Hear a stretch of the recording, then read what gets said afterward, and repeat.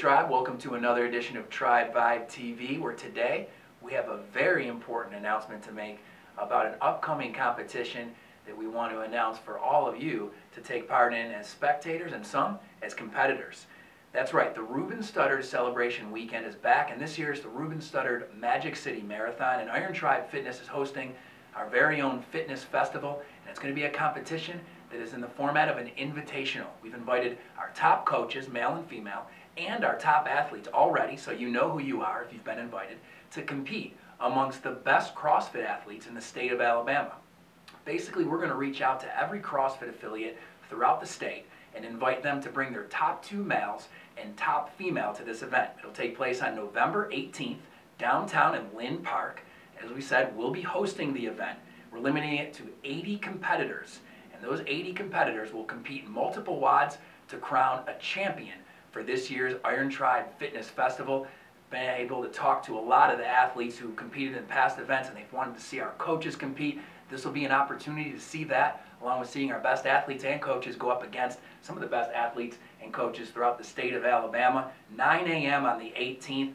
Kendrick Ferris is actually going to be there to be a guest judge and open up the event. So it'll be the same weekend he's teaching his workshops. He'll actually stay that Sunday to kick off the event with us. So many awesome surprises in addition to this. We're going to leave that to the event. But for us, one thing we do want to announce is a big, big addition, and it's something that has to do with something very near and dear to all of our hearts here at Iron Tribe Fitness. So as you guys know, we had a really bad accident a couple months ago, and Brad Hawley, we've been keeping you updated with his progress, was injured at the Mountain Brook facility, and he was one of the top athletes at Mountain Brook, and he was always striving to get on top of the leaderboard. He was one of those really competitive guys. So we decided to make this event a fundraiser for Brad. We're going to call it the Brad Hawley Invitational, and so all fees for athletes that are competing and all fees for spectators that come and watch, whether you want to watch your fellow coaches or your fellow athletes, we invite you to come out, but all those fees, 100% of them, will go to the Hawley family to help in the recovery process. So if you've been keeping up with the Carrying Bridge site, he's doing really well, he's recovering, but we really wanted the tribe to come together and be able to support them during this time, obviously during this accident. So not only is it going to be an awesome competition, but 100% of the proceeds will go to the Hawley family. And so what basically you're going to see is out of the 80 competitors at this event, a third will come from Iron Tribe, whether they're clients who have been selected to compete or whether they're coaches, and they'll pay fees along with the rest of the competitors that'll go toward this Hawley cause. But also, you as spectators can pay a $25 fee, or maybe you want to give more toward the cause. And we're also going to have t-shirt sales, basically customizing t-shirts for each of our coaches.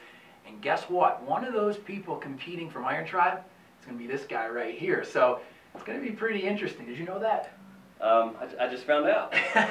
So basically, we're going to make a t-shirt for each of our competitors, and they'll be able to sell them in classes when they're coaching classes. You can buy those t-shirts. Those proceeds go toward the cause. So a lot of different information is going to come out with links for you to give and then be able to come and watch this exciting competition, which we hope Iron Tribe will represent. You'll be rooting on your favorite coaches and athletes to do that. So really exciting stuff for us, and obviously this is different than most of our competitions. Most competitions are just for Iron Tribe athletes. We're inviting athletes from outside, but it's exciting to see how we do as a tribe. Yeah, it will be fun. Everybody likes to get out there and compete. One of the biggest things we heard back from you was you want to see our coaches compete. And one of the biggest things we heard back from our coaches is give us a chance to compete. So hopefully we can do all that in one event. And again, the money couldn't go towards a better cause. So hope you come out and watch and participate and give, and look forward to seeing you on the 18th. So we had a chance to put this together with our events team. Once again, a lot of surprises to come, including the day of. We'll leave some of that until you show up, and you'll just be overwhelmed by all the cool things we have planned. One big part of that events team is our Director of Training, Lewin Wynn, who's going to put together some really interesting workouts for this event. But right now, Lewin actually has some stuff he wants to talk with you guys about programming in general. So now, let's send it to Lewin. Hey Tribe, your Director of Training here, Lewin, and I just want to do a quick video to talk about the strength cycle that we are in right now. I know a lot of you have really benefit from it, tons of PRs, and then there have also been some concerns as well. How long will this last, and how will it affect my body, and how will it affect my Metcon? So I wanted to address some of those things for the tribe. So right now, annually, the way that I approach the programming is there are 2 months that I really want to set aside to have what we call strength bias months, October and November. During those strength bias months, what are we working on? Total strength. Just a foundation, because I know that, and I want you to understand that whenever it comes to your Metcon and reintroducing speed in December and cardiovascular conditioning in January and February, you guys are going to be moving right at the right time. You're going to be moving so much easier whenever that foundation is laid right now in October and November. So for those competitive athletes who are itching and dying to compete in the weekend competitions that we have, fantastic. You're going to be peaking and priming right at the right time. And for those who are on the fence and not sure about competing, and maybe that's not your thing, well, I definitely encourage you to compete.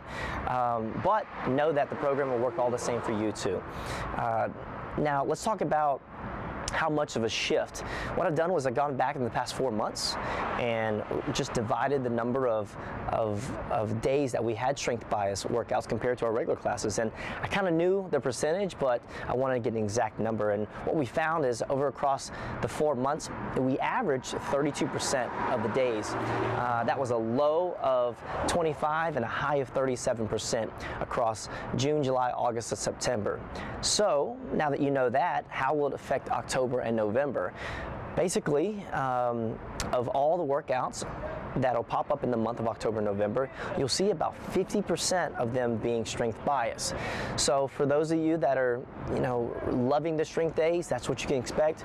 For those of you who are kind of cringing about it, have no fear. You'll still have plenty of days to work on your conditioning as well. Now, I just want to thank you guys for taking time in this video. I really wanted to address those things, and as we are continually growing as a tribe, I'm constantly learning as a programmer, because managing the success of a larger group of people means a much broader spectrum of fitness. So I wanted to make sure that everyone was on board and understood what the approach was for these next 2 months. So that's it, guys. We'll see you real soon, and here is to your success.